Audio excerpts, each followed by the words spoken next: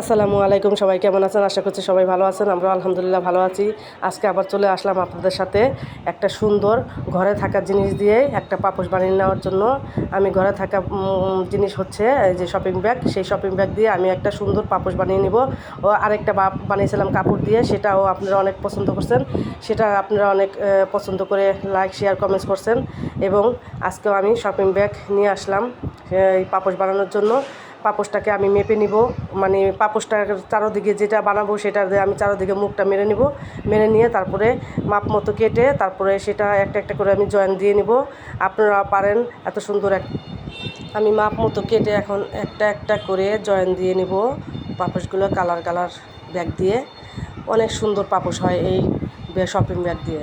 Join দেওয়ার পর বড় একটা লতা বানিয়ে নেব আমি। লতাটা বানিয়ে নিলে কি সুবিধা হয়, মানে ছালার সাথে জয়েন দিতে ভালো হয়, তাড়াতাড়ি হয়ে যায়। আর একটা একটা করে যদি আপনি জয়েন দেন তাহলে অনেক দেরি হয়, অনেক দেরি। হ্যাঁ, তাই আমি আগে কালারে কালারে এই শপিং ব্যাগ দিয়ে যে লতার মতো বড় একটা বানিয়ে নিছি। কিন্তু অনেকগুলো লাগবে ব্যাগ, ব্যাগ যে কত লাগবে এটা গনেও শেষ করা যায় না। আমি অনেকগুলাই ব্যাগ কেটে নিয়েছিলাম। তারপর দেখেন কত সুন্দর কালারফুল লাগতেছে, লতাগুলো বানিয়ে নিছি। বানানোর পর লতা বানিয়ে নিছি, তারপরে দেখছেন কত সুন্দর কালারফুল লাগতেছে। এখন আমি আস্তে আস্তে করে জয়েন দিয়ে নিব।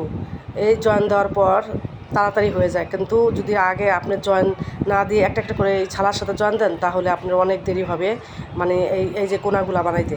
হ্যাঁ, কোনাগুলা যদি আপনি পুরাটা লতা বানিয়ে নেন না তাহলে আপনার সুবিধা হয়। দেখেন জয়েন দিয়ে নিলাম, এক লাইন জয়েন হয়ে গেল আমার। এখন আমি আস্তে আস্তে করে এই যে 2-3 লাইন আমি জয়েন দিয়ে নিলাম। এখন আস্তে আস্তে করে আমি পুরাটাই জয়েন দিয়ে নিব। এই বানানোর পর পাপোশটা এত সুন্দর লাগে, এত সুন্দর লাগবে, মানে পুরাটাই কালারফুল লাগবে।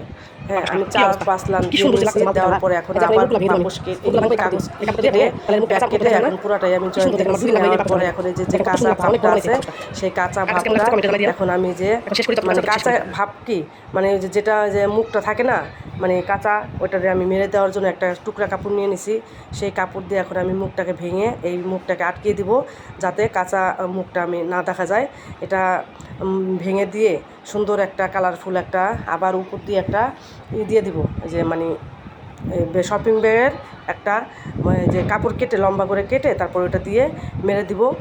মেরে দেওয়ার পর দেখবেন কি সুন্দর যে দেখা যায়, কালারফুল, অনেক সুন্দর কালারফুল হয়। হ্যাঁ, কালারফুল যদি এই পাপোশটা দেখেন বানিয়ে নিলাম, সুন্দর একটা পাপোশ কালারফুল।